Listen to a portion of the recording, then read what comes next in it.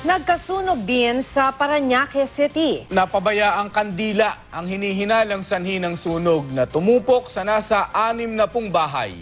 Makibalita tayo kay Bam Alegre.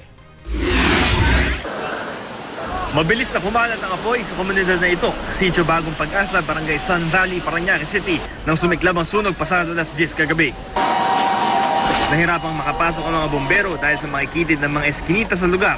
Tinatayang 60 bahay ang naapektuhan. Naging listo naman sa pagtulong ang ilang residente, lalo na sa paglalayo sa mga panindang LPG tank na malapit sa sunog.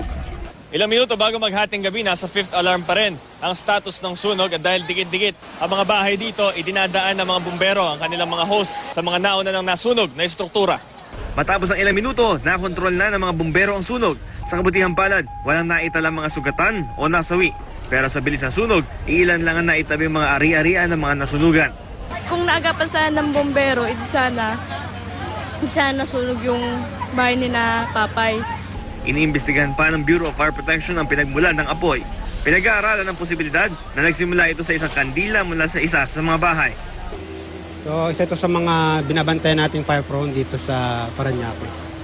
Base sa initial investigation natin sa bahay ni Dodong Masangkay na ang report ay walang kuryente.